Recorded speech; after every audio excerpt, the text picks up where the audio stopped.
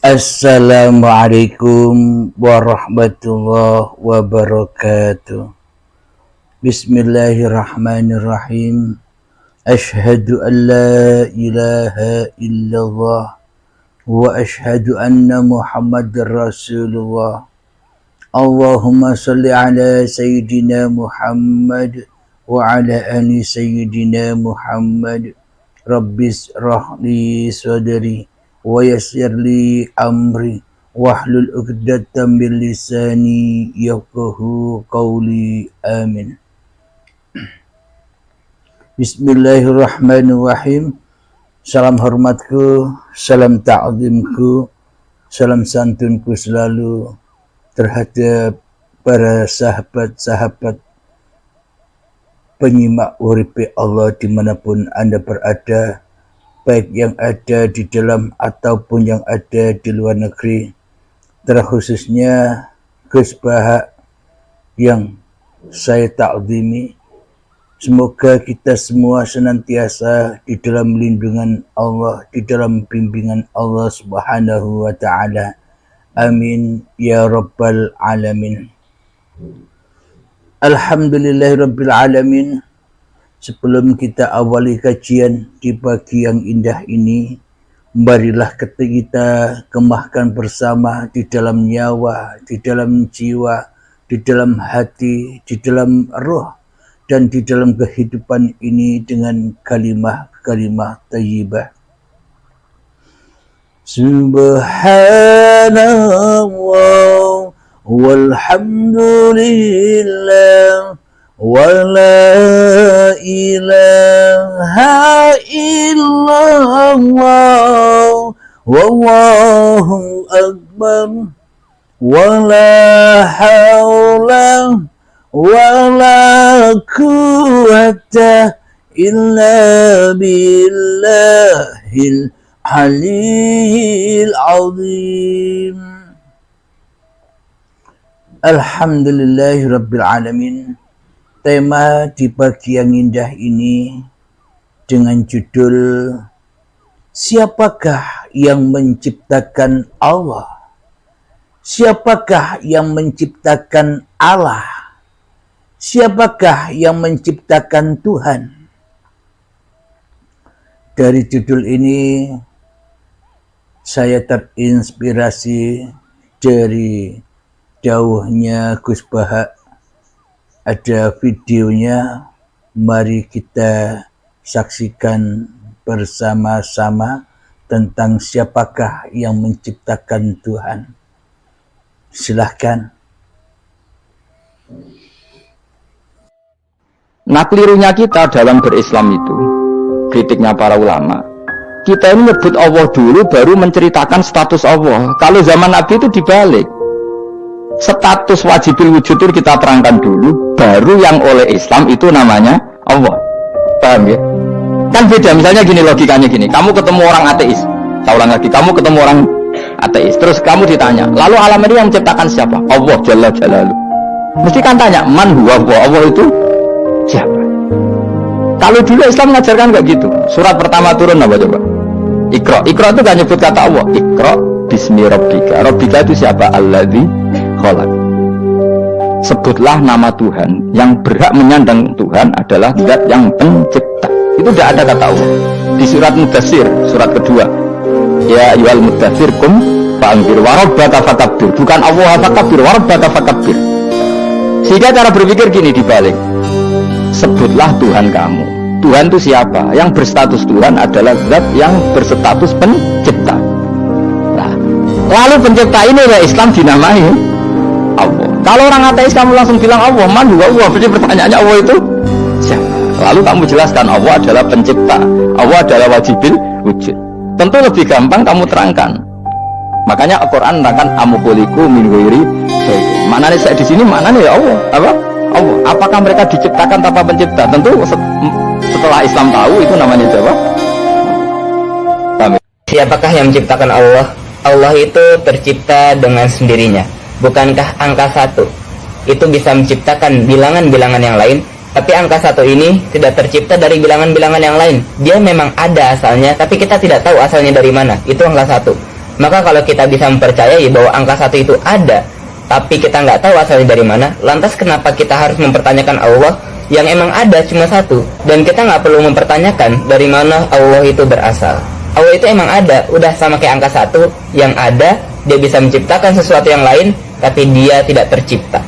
Semoga video ini bermanfaat. Wassalamualaikum warahmatullahi wabarakatuh. Pertanyaan menarik hari ini.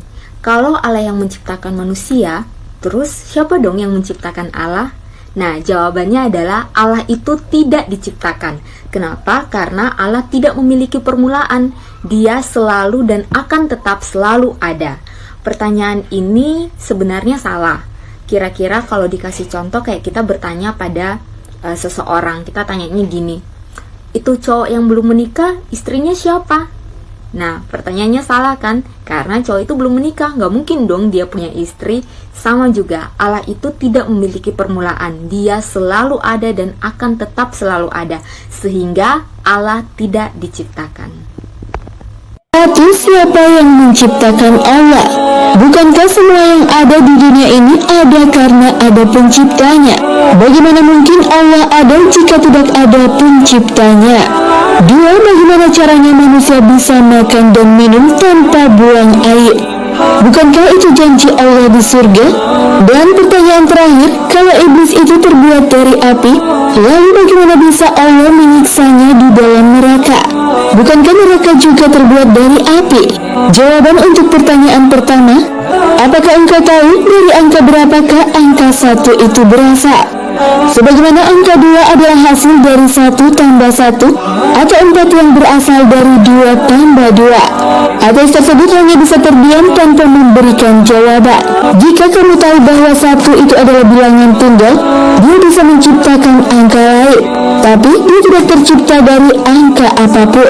Lalu apa yang membuatmu sulit untuk memahami bahwa Allah itu zat maha tunggal, yang maha mencipta tapi tak bisa diciptakan? Lalu lanjut jawaban kedua. Saya ingin bertanya kepadamu, apakah kita ketika di dalam perut ibu kita semua makan? Apakah kita juga minum? Kalau memang kita makan dan minum, lalu bagaimana kita buang air ketika dalam perut ibu kita dahulu? Jika engkau dulu percaya bahwa kita dulu makan dan minum di perut ibu, dan kita tidak buang air di dalamnya, lalu apa yang membuatmu sulit untuk percaya bahwa di surga kelak kita akan makan dan minum juga tanpa buang air? Lalu lanjut ke pertanyaan ketiga. Ketika menjawab pertanyaan ketiga, pemuda tersebut tiba-tiba menampar ateis tersebut dengan sangat keras.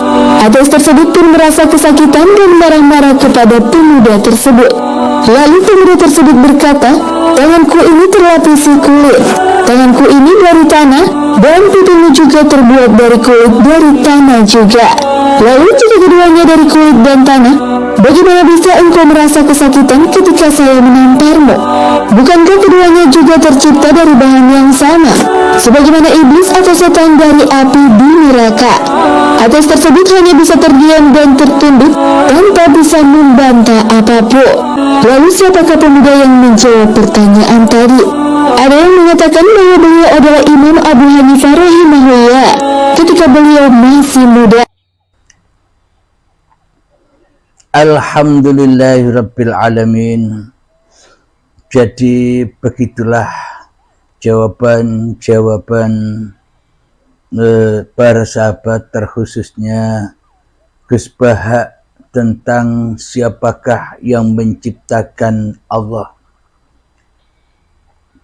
Dulu sekitar 3 tahun yang lalu saya bertemu dan berdialog dengan seorang ateis yang mana sebelum ia bertanya kepada saya ia sudah lebih dulu bertanya-tanya kepada banyak kiai, banyak ulama, banyak para habaib, banyak ustadz, banyak tuan guru, tapi katanya jawaban-jawaban yang diterimanya tidak memuaskan hatinya. Kemudian kita melanjutkan dialognya. Si ateis bertanya kepada saya, Kang Halim, aku bertanya kepadamu, Allah katanya Sang Maha Pencipta. Allah katanya Sang Maha mengadakan, mewujudkan, menghidupkan segala sesuatu. Sepakat ya? Oke. Lalu dia bertanya lagi, Kang Halim, bila Allah itu Maha Pencipta, lalu coba jawab, siapakah yang menciptakan Allah itu? Di dalam hati saya, wah, ini pertanyaan yang tak bisa dijawab oleh manusia. Kenapa? Bagaimana mungkin manusia bisa menjawab? Kepada Tuhannya saja tidak kenal. Bagaimana mungkin manusia bisa menjawab? Kepada Allahnya saja tidak tahu. Bagaimana mungkin manusia bisa menjawab? Tuhannya saja gaib. Bagaimana mungkin manusia bisa menjawab? Allahnya saja tidak ada di dalam hatinya. Bagaimana mungkin saya bisa menjawab bila yang wujud di dalam hatiku hanyalah diriku sendiri? Bagaimana mungkin aku bisa menjawab pertanyaan si ateis bila di dalam hatiku aku yang jadi Tuhan, aku yang jadi Allah, aku yang wujud, aku yang hidup, aku yang berkuasa atas diriku sendiri, daripada Allah yang dipertanyakan. Dan pertanyaannya, siapakah yang menciptakan Allah? Bagaimana mungkin aku bisa menjawabnya? Terus terang, Abdul Halim tak bisa menjawab apa-apa. Karena Abdul Halim bukan apa-apa, karena Abdul Halim bukan siapa-siapa. Akhirnya, di dalam setelah pertanyaan itu, siapa yang menciptakan Allah?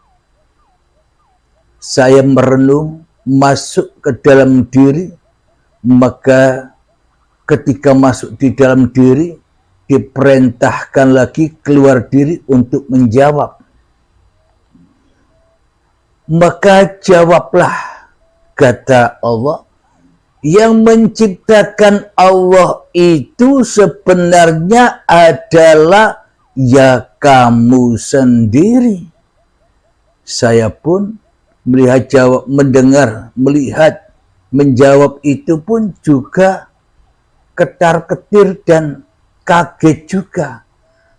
Pertanyaannya, siapakah yang menciptakan Allah? Jawabannya kok yang menciptakan Allah ya kamu sendiri. Saya diutus bilang kepada orang ateis begitu. Loh, kok bisa? Katanya orang ateis itu. Iya, yang menciptakan Allah itu ya kamu sendiri. Kok bisa? Bisanya kenapa? Bila dirimu tidak hidup, maka dirimu takkan pernah bisa bertanya siapa yang menciptakan Allah itu. Wah, jawabannya tidak masuk akal. Ditanya siapa yang menciptakan Allah, jawabannya kok yang menciptakan Allah adalah dirimu. Jawaban yang tidak masuk akal, katanya demikian. Lalu di tengah keheningan saya ganti bertanya. Kalau begitu sebenarnya Anda selama ini sebagai orang ateis, Anda ciptaan siapa? Orang ateis menjawab, kalau saya ciptaan ibu saya, terutama kedua orang tua saya. Dengan pernikahan, dengan ketemunya antara ibu dan bapak saya, maka terjadilah saya, terwujudlah saya, hiduplah saya di dunia ini. Karena itulah bapak ibulah yang menjadi penciptaku. Aku diciptakan oleh mereka di dunia ini. Oh, begitu jawabannya. Seraya aku bilang begitu. Kemudian ku kejar lagi, bertanya lagi, lalu ibu bapamu itu ciptaan siapa? Si ateis menjawab, ibu bapakku ya ciptaan nenek dan kakekku. Sama begitu. Karena tanpa nenek kakekku, maka ibu bapakku pun juga tidak ada. Oh, begitu rupanya pemahaman orang-orang yang ateis ini. Kemudian saya kejar lagi, lalu yang menciptakan nenek kakekmu siapa?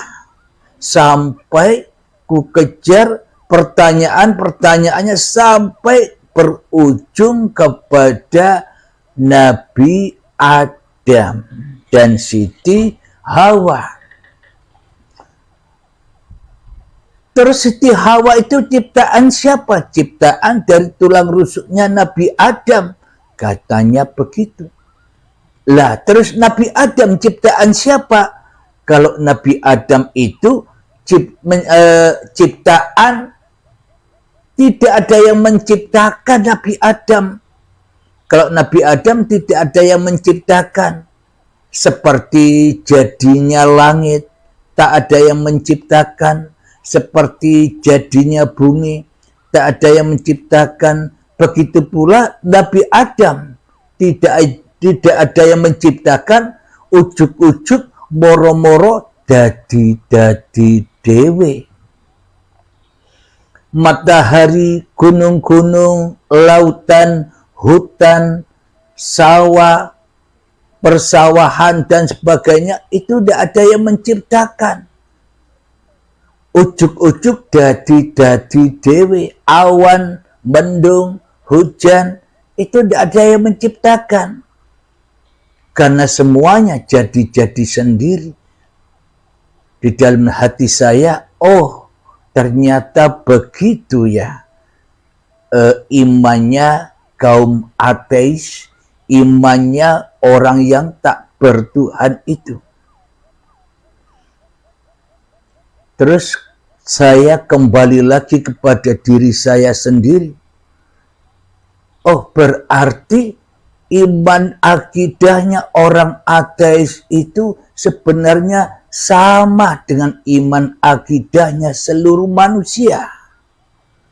Jadi tak ada bedanya akidah dan imannya seluruh manusia, baik apapun agamanya, apapun alirannya, apapun golongannya, bila tak ada Tuhan di dalam hatinya, yang ada hanyalah wujud diri manusianya, yang ada hanyalah hidup diri manusianya, yang ada hanyalah kekuasaan diri manusianya, maka iman akidahnya kan sama. Sama-sama tak ada Tuhan di dalam hatinya. Sama-sama tak ada pencipta di dalam hatinya, kecuali dirinya sendiri, kecuali hawa nafsunya sendiri. Oh, ternyata imannya orang ateis dengan imanku, serta dengan imannya seluruh manusia selama ini ternyata sama saja. Apapun agamanya, nama-nama apapun agamanya, golongan apapun, siapapun orangnya, ternyata sama-sama ateisnya, yakni tidak ada Tuhannya, tidak ada Allahnya, tidak ada Allahnya, yang ada hanyalah dirinya sendiri di dalam hatinya selama ini. Oh, berarti dengan jawaban-jawaban orang ateis inilah maka terbesit dalam hati saya, oh ternyata iman akidahnya seluruh manusia selama ini ateis. Pantas saja ada ayat diabadikan di dalam Al-Quran, sesungguhnya yang bernyawa itu pasti akan mati. Jadi setiap yang bernyawa pasti akan mati. Makna yang bernyawa pasti akan mati itu apa maknanya? Kalau Allah yang menyebutkan mati bukan mati-matinya raga. Kalau manusia kan mati-matinya raga. Tapi kalau Allah menyebutkan setiap yang bernyawa itu pasti mati. Mati apanya? Mati jiwanya. Jadi setiap manusia yang merasa dirinya bernyawa, setiap diri manusia yang merasa dirinya berroh, setiap diri manusia di dalam hatinya yang merasa punya hidup, pasti akan mati. Mati apanya? Mati kesadarannya kepada Tuhannya. Sehingga Allah digoib-goibkan, sehingga Allah tidak wujudkan, sehingga Allah tidak hadirkan, sehingga Allah ditiadakan di dalam hatinya, kecuali dirinya sendirilah yang ada di dalam hatinya. Allahnya gaib. Itulah yang dimaksud. Setiap yang bernyawa itu pasti akan ketemu dengan kematian. Ya mati itulah yang dimaksud. Mati kesadarannya di dalam bertuhan. Apa buktinya? Allahnya gaib, tidak ada. Yang ada hanyalah dirinya sendiri di dalam hatinya. Inilah berpisahnya antara Adam dan Hawa itu. Akhirnya Hawa ini disiksa di dalam dunia dengan bara api-api yang bahan bakarnya adalah badan-badan manusia dan hati yang keras melebihi kerasnya batu. Apa api-apinya? Berupa apa? Api-apinya berupa apapun yang dicinta-cintai di dalam hatinya pasti akan membakarnya. Cinta-cinta yang selain Allah. Bagaimana mungkin manusia bisa cinta kepada Allah sementara manusianya tidak mengenal Tuhannya? Bagaimana mungkin manusia bisa cinta kepada Allah sementara manusia lebih cinta kepada kewujudan diri manusianya? Manusia lebih cinta kepada kewujudan hidup manusianya di hatinya. Manusianya lebih besar, lebih mulia, lebih agung daripada Allah di dalam hatinya. Inilah yang dimaksud setiap yang bernyawa pasti mati. Inilah yang dimaksud kematian di sisi Allah. Mati jiwanya, mati akalnya di dalam bertuhan. Jadi iman akidah orang ateis dan seluruh manusia ternyata sama. Kenapa? Karena sudah nas di dalam Al-Quran diabadikan setiap yang bernyawa pasti mati. Setiap orang, setiap manusia yang merasa mengaku-ngaku bahwa hidup ini adalah hidupnya, itu tandanya mati. Mati apanya? Mati hatinya. Maka tak mungkin ia bisa memeluk suatu agama. Agamanya Tuhan, agamanya Allah. Yang dipeluk di dalam hatinya hanya agama-agama hawa nafsu saja. Agama apa? Ya agama yang di luar ini. Agama yang sudah ada di dunia ini. Islam, Yahudi, Nasrani, Majusi, Sabi'in, Buddha, Hindu, Konghucu, dan sebagainya. Semua itu hanyalah agama-agama nama, agama syariat saja. Jadi pasti di dalam hatinya setiap manusia yang ada hanya dirinya, yang wujud hanya dirinya, yang hidup hanya dirinya. Tuhannya tidak ada. Kenapa? Karena manusianya sudah memilih jadi Tuhan sendiri, jadi hantu sendiri di dalam masing-masing hatinya.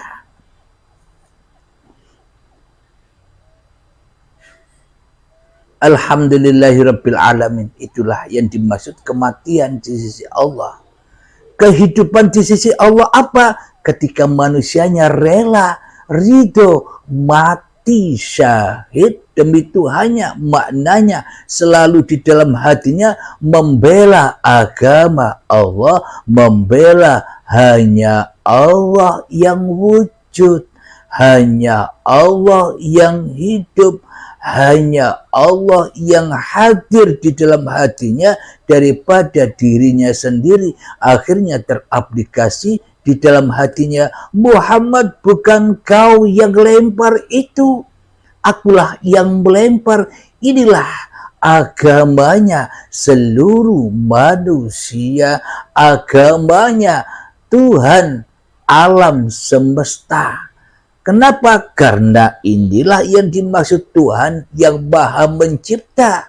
Mencipta apa? Mencipta melempar. Mencipta apa? Mencipta memanah. Mencipta apa? Mencipta duduk. Mencipta apa? Mencipta minum. Mohon maaf, saya minum dulu.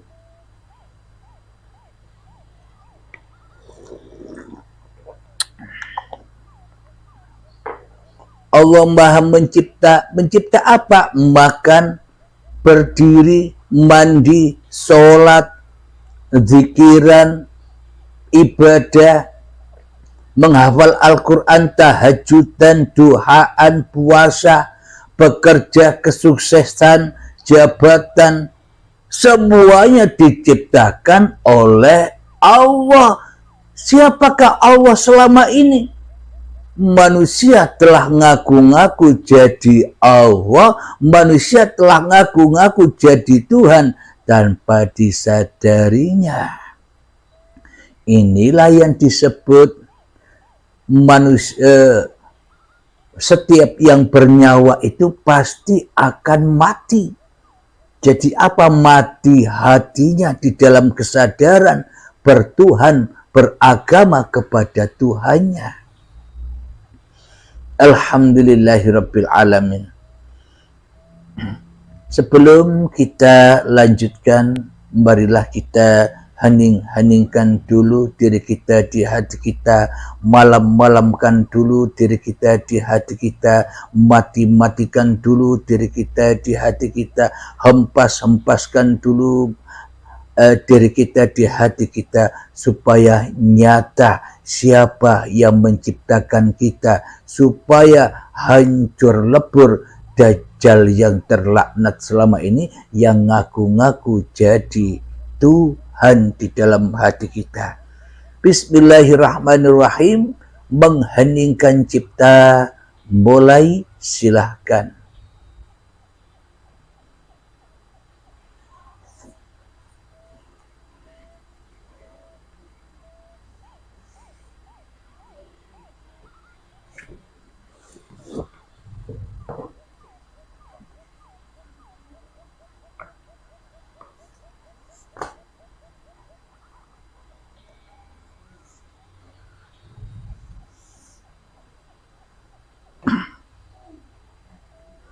Mengheningkan cipta selesai. Alhamdulillahirabbil alamin. Mari kita buka surat An-Nisa ayat yang ke-48. A'udzu billahi minasy syaithanir rajim. Bismillahirrahmanirrahim. Inna Allah la yaghfiru an yushraka bihi wa yaghfiru ma duna dzalika liman yasha. Wa man yushrik billahi faqad iftara itsman 'azima. Artinya, sesungguhnya Allah tidak akan mengampuni dosa karena mempersekutukannya, syirik, dan dia mengampuni apa saja dosa yang selain syirik bagi siapa dia yang dikehendaki. Barang siapa mempersekutukan Allah, maka sungguh dia telah berbuat dosa yang besar. Inilah yang dimaksud kematian. Setiap yang bernyawa itu pasti ketemu kematian. Jadi apa yang dimaksud mati itu? Mati itu manusianya masih di lembah dosa, manusianya mati masih di lembah azab, azab kubur, azab jahanam. Kenapa? Karena dibakar hatinya yang keras, lebih keras daripada batu. Dibakar hatinya di dunia ini. Mana mungkin manusia bisa ibadah di dalam neraka? Mana mungkin manusia bisa sholat di dalam neraka? Di dalam sholat dan ibadahnya Tuhannya gaib, Tuhannya tidak ada. Yang ada hanyalah dirinya sendiri yang ada di dalam lembah neraka, yang ada di dalam lembah azabillah, lembah dosa, yang mana diri manusianya lebih ada daripada Allah, manusianya lebih wujud daripada Allah, manusianya lebih hadir kedirian manusianya di dalam hatinya daripada Allah. Selamanya Allah ya gaib. Sama tidak akidah dan iman kita dengan orang ateis tadi yang selalu menjadikan dirinya sendiri di dalam hatinya menjadi tandingan-tandingan Allah. Allah ditanding, Allah dilawan. Kita selama ini melawan Allah, kita selama ini menandingi Allah, kita selama ini membunuh Allah, kita selama ini memusuhi Allah, tapi rakroso. Karena kita sudah terlena dengan keateisan kita. Kita sudah terlena dengan ketuhanan hawa nafsu kita, yang mana kita selama ini menjadi budak-budaknya Dajjal, menjadi budak-budaknya iblis. Inna syaitana lakum aduwwum mubin. Sesungguhnya setan itu adalah musuhmu yang nyata bagimu. Siapa yang wujud di dalam hatimu? Akukah, kata Allah, ataukah dirimu yang wujud, yang hidup, yang berkuasa, yang perkasa, yang besar, yang maha bisa apa saja di dalam hatimu? Nah, bila manusianya yang maha bisa apa-apa, berarti Allahnya gaib. Ya muhal bila ditanya siapa yang menciptakan Allah. Yang menciptakan Allah selama ini hanyalah dirimu sendiri, yang selama ini tidak sadar, ngaku-ngaku jadi Allah, ngaku-ngaku jadi Tuhan. Kemudian setelah mendengar jawaban si ateis bahwa Nabi Adam itu jadi-jadi sendiri, sama dengan kita. Ketika kita hidup ini, kita merasa hidup ini jadi-jadi sendiri. Kita merasa badan ini jadi-jadi sendiri, tidak ada yang menciptakan. Apa buktinya? Kita merasa hidup ini jadi-jadi sendiri. Badan ini jadi-jadi sendiri. Apa buktinya? Buktinya Allahnya tak ada. Allahnya gaib. Allahnya tidak wujud. Yang ada yang wujud hanyalah hawa nafsu kita sendiri yang menguasai dan berkuasa, menghak miliki hidup dan badan ini. Inilah bukti bahwa iman akidah kita seperti orang ateis itu sendiri. tidak ada yang menciptakan. Duduk seolah-olah ciptaan kita, berbicara seolah-olah kita yang bicara, melihat seolah-olah kita yang melihat, mendengar seolah-olah kita yang mendengar, makan seolah-olah kita yang makan, sholat seolah-olah kita yang sholat, bekerja seolah-olah kita yang bekerja, kekayaan seolah-olah kita yang kaya, berilmu seolah-olah kita yang pandai, yang cerdas, yang pintar, beramal seolah-olah kita yang banyak pahala, yang ahli ibadah, yang ahli surga. Semuanya jatuh tersungkur di dalam lembah jahanamnya hawa nafsu kita sendiri yang jadi Tuhan. Ya hamsyong semuanya,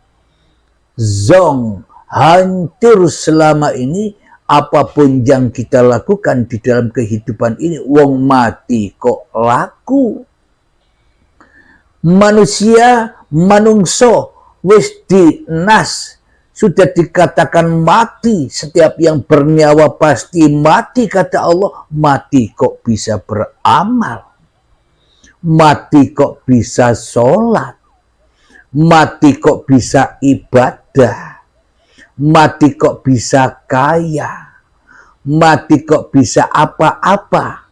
Itulah nas Allah kepada seluruh manusia, yang mana yang jadi Tuhan masih diri manusianya di dalam hatinya. Ya mati kabeh, mati imane, tak berguna amal-amalnya, tak berguna zikir-zikirnya, tak berguna puasa-puasanya, tak berguna zakat-zakatnya, tak berguna kedermawanannya, tak berguna umroh hajinya, dan tak berguna kehidupannya bila di dalam hatimu yang ada hanyalah dirimu sendiri tanpa Tuhan.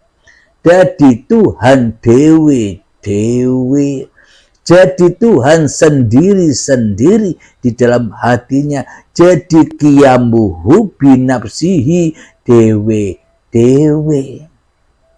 Jadi sama iman kita sebenarnya dengan orang ateis ketika Allahnya, ketika Tuhannya tidak ada. Lalu siapakah Tuhan itu yang sebenar-benarnya? Lalu siapakah Allah itu yang sebenar-benarnya? Mari kita lanjutkan kembali pertanyaan dialog saya dengan orang ateis itu. Ketika orang ateis itu bilang bahwa Nabi Adam tak ada yang menciptakan, langit bumi tak ada yang menciptakan, lautan, hutan, gunung tak ada yang menciptakan, dan segala sesuatu yang ada di alam semesta ini, galaksi-galaksi, ruang angkasa, tak ada yang menciptakan, surga neraka tak ada yang menciptakan. Akhirnya berhubung iman akidahnya seperti itu, maka saya buat bukti, logika, ilustrasi. Okelah, bila Anda berfaham begitu, berakidah iman yang begitu, tak ada Tuhan karena semuanya jadi-jadi sendiri, ya sama dengan iman kita selama ini. Coba ilustrasikan sekarang Anda tidak punya baju, tidak punya celana, saya kasih uang 100.000, tolong beli kain di toko. Beli kain di toko 100.000 itu guna untuk membuat baju dan celana. Kemudian dibelilah kain itu di toko, sampai di rumah, tolong kainnya letakkan di meja. Ambil gunting, ambil bola, ambil jarum, dan ambil kopi dan rokok. Nyantai-nyantai saja. Sambil ngopi, sambil merokok, nikmatilah. Sambil Anda menteleng, sambil Anda mendelik, sambil Anda tatap dengan mata yang tajam kain di meja itu. Sampai kapan dipandang, ditatap kain itu? Ya sampai nanti kain itu mulai bergerak-gerak sendiri. Ditatap terus, dipandeli terus sampai kain itu obah-obah dewe, obah karpe dewe. Sampai kain itu gunting-gunting, motong-motong dirinya sendiri. Sampai kain itu bisa mengukur-ngukur dirinya sendiri. Sampai kain itu nanti bisa menjahit-jahit dirinya sendiri. Sebelum saya lengkap ngomong, langsung di-cut oleh orang ateis. Kamu gila Pak Ustadz. Masa kain bisa gerak-gerak sendiri? Masa kain bisa motong-motong sendiri? Masa kain bisa menjahit-jahit sendiri untuk menjadi baju sehingga saya pakai baju dan celana itu? Sebenarnya kamu ustadz apa orang gila? Terus saya bilang lagi, Anda lebih gila daripada saya. Masa alam semesta yang besarnya seperti ini? Masa Nabi Adam? Masa orang tua Anda? Masa nenek moyang Anda? Masa diri Anda tidak ada yang menciptakan? Tidak ada yang menciptakan bentuk-bentuk tubuhmu dan pergerakannya. Anda yang lebih gila daripada saya, bukan? Akhirnya orangnya tertunduk, merenung, diam. Akhirnya setelah diam, setelah merenung, orang itu bilang kepada saya, oh berarti yang dikatakan Tuhan, oh berarti yang dikatakan Allah, ya hidup ini ya. Ya sana cari sendiri. Saya bilang begitu. Alhamdulillahirabbil alamin. Memang ya Allah itu adalah Allahu la ilaha illa huwal hayyul qayyum. Allah tiada Tuhan yang berhak disembah. Dialah hidup yang kekal yang mengurusi seluruh makhluk-makhluknya. Nah, jadi siapakah yang menciptakan Allah itu? Ya dirimu sendiri ketika dirimu yang jadi Allah. Ketika dirimu yang jadi Tuhan di dalam hatimu.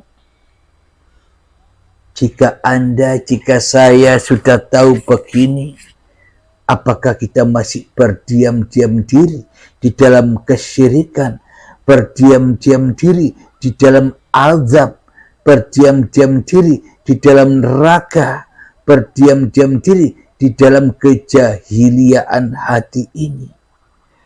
Marilah kita taubat bersama. Jadi bertaubatnya gampang. Tinggal Anda diamkan diri Anda dari Anda sendiri. Tidak wujudkanlah hidup dan badan Anda, maknanya persembahkan. Semua itu bukan Anda, bukan kita, tapi Allah. Jadi bagaimana mungkin kita tahu siapa yang menciptakan Allah? Kepada Allah saja tidak tahu.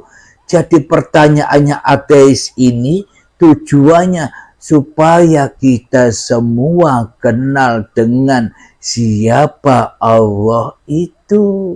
Tidak kenal hanya nama saja, tidak kenal hanya dengan tulisan Allah saja, supaya kita benar-benar bertuhankan kepada Allah daripada bertuhankan kepada iblis dan setan, daripada bertuhankan kepada Dajjal laknatullah. kita selama ini ada di lingkup Dajjal, kita selama ini masuk surganya Dajjal, kita selama ini dituhani Dajjal, dan kita selama ini masuk surganya Dajjal. Tempat tipu muslihatnya dunia yang kita sayang-sayangi, dunia yang kita cinta-cintai. Selama ini kita sebenarnya yang kita idam-idamkan, yang kita harap-harapkan surganya Dajjal ini, bukan surga di sisi Allah. Kalau surga di sisi Allah tidak ada yang tahu, bagaimana mungkin kita bisa masuk surganya Allah sementara kita tidak tahu, Allahnya saja tidak tahu, apalagi ketemu surganya. Bila ingin masuk surganya Allah, ya ketemu dulu, permisi dulu kepada Tuhannya, menyaksikan dulu kepada Tuhannya, maka balasannya adalah surga Allah. Di mana surga Allah itu? Ya ayyatuhan nafsul mutmainnah, wahai jiwa-jiwa yang tenang, irji'i ila rabbiki radiyatan mardiyah, pulangkanlah dengan ridho. Apapun yang bukan hakmu, hidup bukan hakmu, badan bukan hakmu, dan di antara hidup dan badan itu, di antara langit dan bumi itu, yang kita lakukan, segala aktivitas apapun yang kita kerjakan di kehidupan ini pun juga bukan hakmu. Itulah yang diajarkan para nabi dan rasul, terutama baginda Rasulullah Sallallahu Alaihi Wasallam selalu mengajarkan innamal a'malu binniyah, supaya di awal apapun yang kita kerjakan selalu diawali dengan niat, yang mana ujung-ujung niat ada jalan pulang lillahi ta'ala, supaya kita tidak jadi Tuhan, supaya kita tidak masuk neraka, supaya kita tidak jadi hambanya Dajjal, iblis yang mengaku-ngakui bahwa kehidupan badan dan segala aktivitas ini milik linnas. Jadi apa yang dibawa oleh para nabi dan para rasul? Ya, ilmu seperti ini originalnya, babagan hati, berhubung yang memahami hawa nafsu, akhirnya jadi babagan syariat. Babagan hati jadi babagan luar, babagan dalam menjadi babagan luar, babagan film jadi babagan bioskop. Rame sudah di dunia ini. Fadkhuli fi ibadi, setelah kita berikan, pasrahkan semuanya kepada yang berhak, maka itulah cara mengabdi. Akhirnya berkumpul dengan orang-orang yang mengabdi, hamba Allah, ketika Allah lebih wujud daripada kewujudan manusianya, ketika Allah lebih hidup daripada kehidupan manusianya, ketika Allah lebih berkuasa daripada kuasa manusianya, maka terabadilah Muhammad, bukan kau yang melempar. Jelas sudah, itulah imannya para nabi dan para rasul. Bila Allahnya gaib, apakah kita sudah jadi umatnya para nabi dan para rasul? Apakah kita jadi umatnya Nabi Muhammad? Allahnya gaib.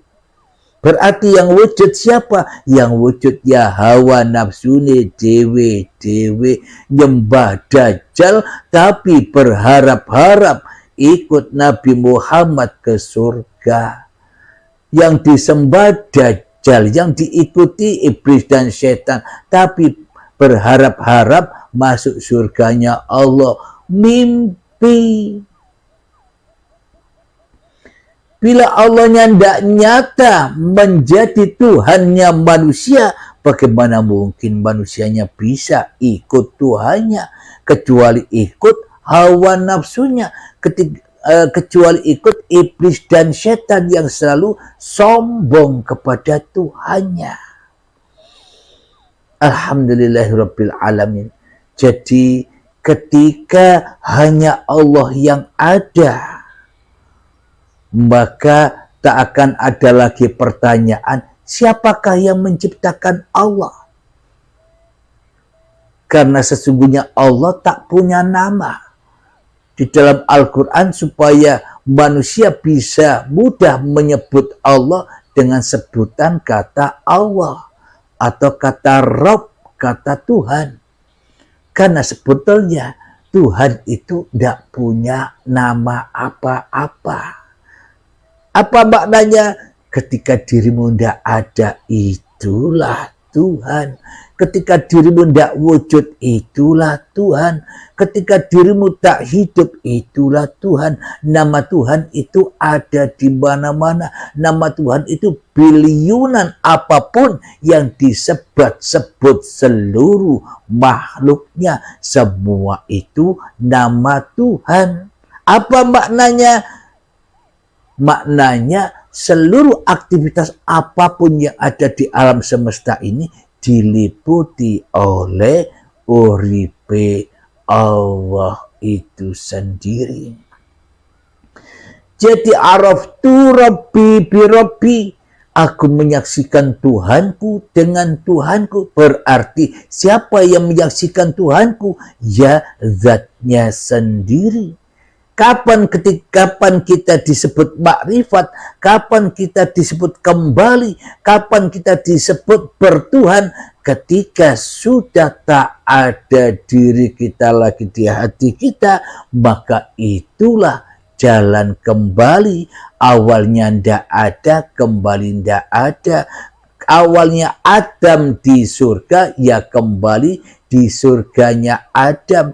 Awalnya goib, ya kembali goib. Bila manusia merasa pintar, merasa cerdas, merasa makrifat, merasa berilmu di dalam dadanya, yaitu masih di dalam jahanamnya Allah. Kenapa? Karena manusianya masih ada, Allahnya goib. Itulah PR kita semua, termasuk saya pribadi. Di sini saya hanya mengabarkan saja, dan sesungguhnya saya pun juga sama-sama belajar bersama-sama sahabat-sahabat semua.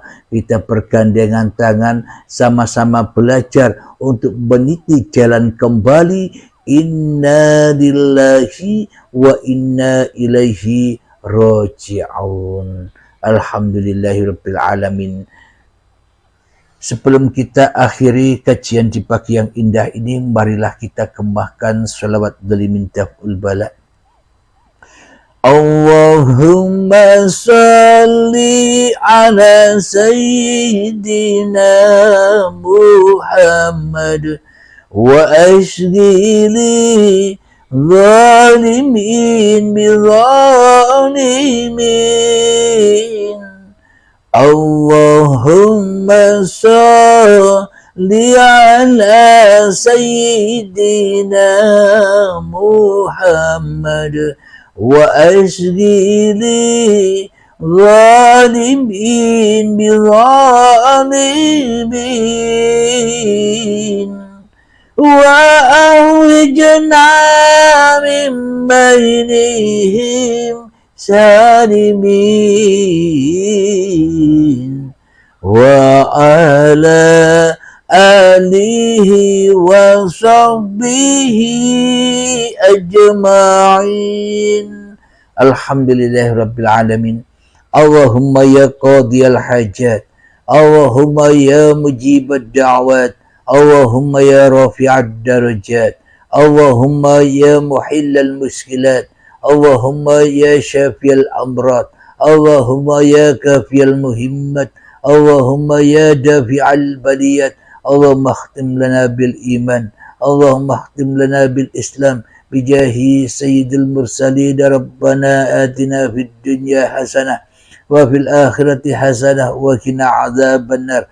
Wa sallallahu ala sayyidina Muhammad wa ala alihi wa sahbihi wa sallam. Walhamdulillahi rabbil alamin. Akhirul kalam. Assalamualaikum warahmatullahi wabarakatuh.